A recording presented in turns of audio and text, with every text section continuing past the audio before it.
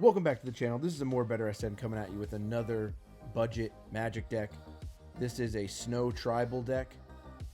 This deck is very powerful. I'm hoping that Magic goes back to Kaldheim so that we can get some new cards for this deck and this type. But in the meantime, this deck can hold its own and is very powerful. And I'm going to show you exactly how this deck works and what we're working with here. You could build the entire deck on TCG Player for $38. I just priced it out on cardtrader.com, and you can get it right now for $32. And I remember back when I built this originally about a year ago, I got all these cards for about $25 all in. So let's jump into the deck and show you what we're working with and some of our strategies and what we're going to do to win. All right, at 1 mana, we got the Ascendant Spirit. This is a 1 mana 1/1 snow creature spirit. I'd say 99% of the cards in this deck have the snow tag on it for their creature type or their if it's an instant or sorcery or whatever it is. They're in the lands. Everything is snow. This card is great early game and late game. Early game, you can just throw this out as a 1/1, and then if you don't have anything to do on turn 2 or turn 3 or whatever it is, this could be a nice mana sink. So you dump some snow mana into this. That's what these symbols right here mean. It just means any color of snow land can pay this. This is only a 2-color land. This is a Simic build, but any of the lands that we have in our mana base will be able to pay for this. And you can dump mana into this, and it'll become a 2/3. And then it'll become a 4/4 with a flying counter on it. And then it'll get 2+1/+1 counter. So then it'll be a 6/6. And whenever it deals damage, you draw a card. So it's not great value to get it to be a 6/6 because you have to spend 10 mana to do it. So a 10 mana for a 6/6 flyer that whenever it does damage, you get to draw a card. That's not very good value. But if you have no other plays, or you get this in the late game after a board wipe or something like that, and you have enough mana to spare, you can put this out and just start dumping mana into it right away. It's also a nice way to surprise a blocker. If you have a 1/1 out there and then you have 2 open mana that's free, you can always just bump it up to a 2/3 after a block, and it could surprise an opponent if they didn't read the card. So this is a great one-off. Next one we have up is the Frost Augur. This is a 1/2 human wizard snow creature, and you can pay 1 snow and tap it, and you can look at the top card of your library. If it's a snow card, you reveal it and put it into your hand. So, like I said before, 99% of the cards in this deck are snow cards. I think there's only 1 card in here that isn't a snow card. It's this card right here, Glacial Revelation. It's just a sorcery. But every other single card in this entire deck is a snow card. So you have pretty good odds of revealing something on the top of your deck that's a snow card. So this is literally a pay 1, draw 1 engine that's always on the battlefield, which is great. You always want card advantage. All right, moving on, we have Blizzard Brawl, which is a snow sorcery. This is a fight spell, and it says choose target creature you control and target creature you don't control. If you control 3 or more snow permanents, the creature you control gets +1/+0 and gains indestructible, and then they fight each other. So, like I said, just having 2 lands out, there's 2 of your snow permanents right there, and then if you have your creature, then that's 3 snow permanents. So your creature will always have indestructible when you are trying to fight another creature. So this is probably the best scenario for this type of fight spell in this type of deck, because it's almost a guarantee that you're going to be eliminating the other creature, and then your creature will have indestructible until the end of turn. You can still swing in with it and not fear about it getting blocked after it already lost some toughness and dying. All right, next is a perfect card to use our fight spell on. This is the Ice-Fang Coatl. It is a flash flying 1/1, and when it enters, you draw a card.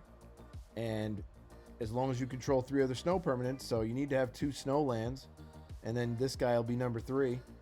You throw it out in the battlefield, it has Death Touch.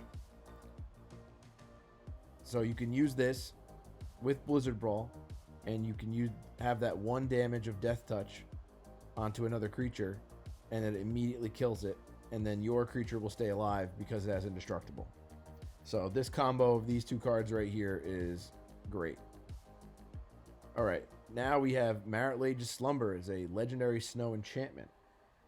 It costs 2. You throw it out very early on in the game, and it says, whenever Marit Lage's Slumber or another snow permanent enters the battlefield, you get to scry 1. So every time you put a land out, all of our lands are snow permanents, you get to scry. Every time you play a creature, you get to scry. So you will always have the next card that you draw be a card that you want. It's not going to be, you're not going to get flooded out. You're not going to, if you're looking for a land, you could definitely get that land on top. You just play a land or play this, and you can scry, and then you can play your Ice-Fang, and you can draw a card, and it'll be the card that you want. Now, at the beginning of your upkeep, you got to keep track of how many snow permanents you have. So all of your lands, this enchantment, and all of your creatures. And once that reaches 10 or more, at the beginning of your upkeep, you sacrifice this, and then you get to create a 2020 legendary black avatar creature token with flying and indestructible, which is probably the biggest headache to handle on the battlefield. A 2020 flying indestructible creature.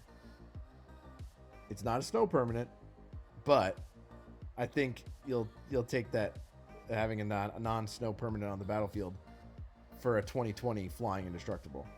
This is a game-ending card for sure, and it's only 2 mana. But we have 3 of them in there because they are legendary. Next enchantment we have is a snow enchantment aura called Winter's Rest. This is basically just to shut down a creature. When you play it on the creature, you tap it, and as long as I control a different snow permanent other than this, which we will because we use 2 snow lands to play it, it won't untap during its controller's untap step. So it's basically a way to shut down a creature for the rest of the game. So they have Indestructible, you can tap it down, and it'll stay tapped, and it won't matter. All right, Glacial Revelation. This is the one card we have in here that's not a snow card, but it works with our snow synergy strategy. It's a 3-mana sorcery that says reveal the top 6 cards of your library. You may put any number of snow permanent cards from among them into your hand. Put the rest in your graveyard. So, unless you're drawing more Glacial Revelation, this is a 3-mana draw 6, which absurd value. A 3-mana draw 6, you refill your hand in no time. That's why you can have a lot of these cheaper spells, and you can keep pumping through them, and then you can refill your hand. All right, next card. And speaking of refilling your hand, you're going to need it because you're going to be using so much mana. When you get Jorn, God of Winter out, he is a 3-mana, 3/3 legendary snow god, and whenever he attacks, you untap each snow permanent you control. So that's every permanent on the battlefield. You do your pre-combat step, you cast a bunch of stuff, then you attack with Jorn. All of your creatures that you just were attacking with all untap, so it's like they almost have vigilance, and all of your mana untaps. If you don't have anything to play, just tap all your mana anyway, and then attack, and they will untap, and then you doubled your mana. So you have 4 lands on the battlefield. Guess what? Now you have 8 mana. So you can really flood the battlefield very, very quickly with Jorn. And this is a synergy that I haven't seen a lot of people use, but it is amazing when it happens, because out of nowhere you are flooding on turn 4. You're throwing out 2 of whoever we're about to talk about next. You can put 2 of them on the battlefield. So next card is the Spirit of Aldergaard. It's a 4 mana 0/4. Now don't get worried. It's a 0/4, but it gets +1/+0 for each other snow permanent you control. So like I said before, all our lands, all of our creatures, what we're working for with Marit Lage, the power of this creature will be that number. So right off the bat, if you have no creatures on the battlefield, this is coming in as a 5/4 because it'll count the 4 lands that you use to tap for it plus the creature itself. So you will have a 5/4 for 4. And the kicker is that when it enters the battlefield, you search your library for a snow land card, which is all of our cards, and you put it in your hand and then shuffle your library. So it's a ramp spell as well that can get you extra mana on the battlefield and kind of thin your deck out as well so that you're getting to your better cards quicker. And then this is one of the all-stars of the entire deck. This card is like 11 cents. It's a 4 mana star with trample. Its power and toughness. Now, Spirit of Aldergaard is just its power. This is power and toughness are equal to the number of snow permanents you control. So, just putting this out there, like I said with the Spirit of Aldergaard, for 4 mana, this is a 5/5 with trample. Just if this card's out there. And then that will never be the case. You'll always have a bunch of other stuff on the battlefield. So this is going to come out with insane value. And then the kicker on top of that, just like the other one ramps you, this one is a little bit more of interaction. It says when it enters the battlefield, I get to tap target creature an opponent controls, and that creature does not untap during its controller's next untap step. So it's kind of like it has its own built-in Winter's Rest into the card, but it only lasts for 1 turn. But that's enough for that to work, so that you can tap down one of their biggest threats, and then on the next turn that you get to swing in without worrying about that creature blocking your Treefolk. And then on the top end is Isu the Abominable. This came out in Jumpstart 2022. It is another way to just cycle through your deck, just like with Marit Lage's Slumber, where you get to scry.